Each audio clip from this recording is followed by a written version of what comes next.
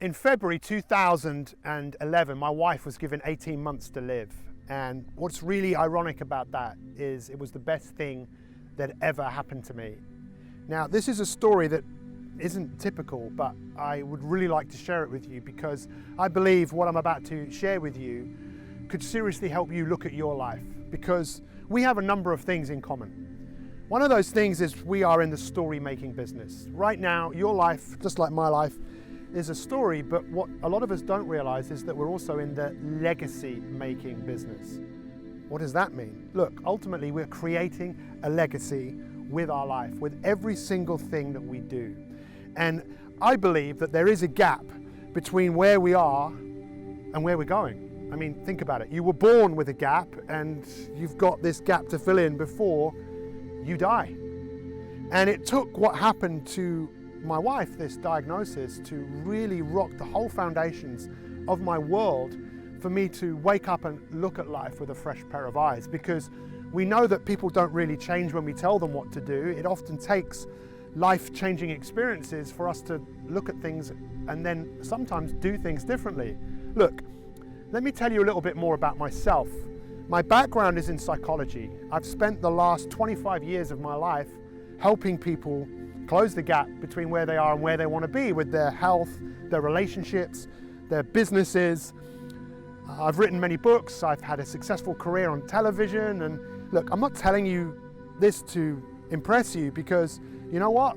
Even though I had done all these things, I was deeply unhappy, deeply insecure, because I was trying to prove to the world that I was someone. I was wanting to move away from my past. I don't know what your past was like, but mine was one of insecurity. I was a child. I really didn't think I was good enough. I thought I was ugly. I struggled with dyslexia. I struggled just every single day, but the world didn't know that because I didn't tell the world. And on top of that, physically, one of my testicles started growing bigger than the other one. And you know what? I was ashamed of myself already, but now I became even more ashamed. And I hid myself away.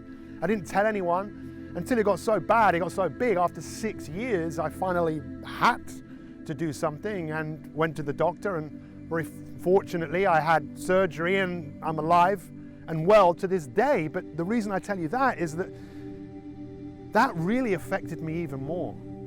See, most human beings are messed up. Most human beings have some serious issues because we grew up in a world where we had to try and fit in. And the reason we don't see the best of people is because most of us don't think ahead. Most of us are waiting for a diagnosis, a prognosis, a catastrophe, a disaster to happen in order for something to rise up inside us that we don't normally see. And that's what happened for me. It took this moment in time for everything to change. And the reason I tell you this is I know there's a gap between where you are and where you want to be. I reckon that you're probably like most people, and you probably have some excess worry and doubt and stress, and you're not the person that you know that you could be with your health and your energy. Maybe you're not the best father, mother, friend, daughter, son. Maybe you're not doing the work that you really like to do, or it's not fulfilling you enough. You're caught in this gap. And in life, you either grow or you die. Let me explain it to you like this. The man who won the Nobel Prize in 1937 came up with a theory called syntropy. Now, he didn't come up with this because it's everywhere. Syntropy means that every living cell lives for one reason. It lives to grow, to express itself, to expand, to experience. That is what we are meant to do. And if we're not doing that in a way that is fulfilling, there is a part of us that is dying. So when this happened to my wife, I'm a big fan of coaching, massive fan. I believe everyone needs help.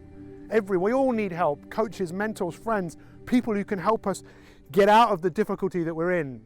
No man is an island. We all need each other. And the fact is, I was lucky to have a coach. I called him up, I told him what happened, and his advice saved my wife's life. This is what he said. He said, find people that are still alive with the same condition and find out why they're still here. Now that advice alone changed everything, because you know what? I did find some people that were still alive, but it was the next bit of advice that he gave. And this is what he said.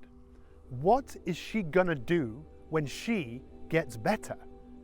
And I just said to him, did you not hear what I just said? She's been given 18 months to live. And he said, so what? People defy the odds all the time. We all defied the odds. Just in being born, statistically, the likelihood of you being born is just like off the scale. The odds were against the Beatles becoming the success they were. The odds were against Martin Luther King becoming the successful person and getting 1 million people to march on Capitol Hill. But you know what? If you want something enough, the odds go out the window. And most of us are living a life of mediocrity because we are not striving towards anything. I don't know you. Well, I might, but I doubt it. The fact of the matter is, when am I going to see the best in you? What has to happen in order for the world to see what you're really about? I used to live in Ladbroke Grove in West London, and there was a fire there a few years ago at Grenville Tower. And you know what? That scenario for many people made people shift. I knew people there that didn't even talk to each other. But all of a sudden, when this disaster hits, people start behaving in a way they don't normally behave. They give what they haven't got. They do what they wouldn't normally do. That's when we get to see the best in people. And I don't want you to have to go through your life where you have to wait for something bad to happen for the world to see what you're all about. The world needs you to decide to move forwards to something. Because yes, we get to see the best in people when we're driven to move away from things. But really we get to see the best in people when we know that there's something ahead of us that is better than what we have today. That is what we call hope. Now, I did find a treatment, and it did cost £250,000. And my wife did start to make an incredible recovery. But after 3 years, I turned to her and I asked her the second question that my coach asked. Because he also said, what is she going to do when she gets better? I asked her that. And guess what she did? Well, it probably won't surprise you. She started crying. Why? She started crying because she didn't have a future, or she just didn't want to die. And I actually believe that's what most of us are doing in some way. We're just not wanting to die, so we're not living, we're not giving our best self to the world. So a part of us deep down inside is unhappy, unfulfilled, stressed, worried, frustrated, sad, angry. Look around the world, and that's why we've got so many problems in the world, because we're not being who we're capable of being, and we're programmed to be better. Now, you can settle for the life that you have, or you can decide to take something from this story that I'm sharing with you and decide to live like you've never lived before. Look, my wife now, nearly 9 years cancer-free. And when I told her about what my coach had said and she started crying, it was at that point, not only did she decide to change, that I decided to change and think about where we wanted our life to go. Because I was the fraud. I, for years, was telling people set goals when I really was kind of setting goals, but going through the motions, I couldn't see anything in front of me that was better than what I had.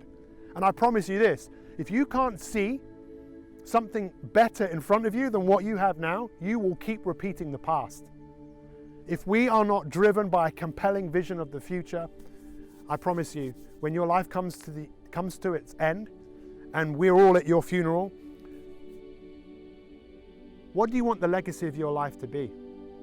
You know, I heard this not long ago. Someone said to me, what's the most expensive land in the world? I thought about it and I said, I don't know. He said, the graveyard. And I went, the graveyard? He said, yeah. Think how many great ideas have been buried because someone didn't decide to do something that they know they could have done. They let their best ideas, their best intentions die. Your life isn't over yet. You're still in the gap. And you have an opportunity, just like I do, to live an incredible, fulfilling life. We know this. Or do we? Let me ask you the question. Do you believe this? Your future is unwritten. It's unwritten, and you have the power to change. Because if you know that, this could be a defining moment in your life. Right here, right now, when you decide to accept the truth of who you are, what you're here to do, and what you can do. You can make a difference. I believe in you. I believe in human beings. I believe that every human being has this greatness inside them, and we've got to stop waiting for bad things to happen for the world to see our true colors. Could coaching help you go from where you are to where you want to be? Well, ultimately, that decision is yours. We know a great, amazing life, it doesn't happen by chance. There's people all over the world right now that are sitting down somewhere, and because they don't feel like doing something, they won't do it. There's a world full of people right now who want everything to happen for them, but it ain't gonna happen like that. It's up to you to decide that a great life doesn't happen by chance, it happens by design, and you're the only one who can do that. Thanks for watching. Let's do this.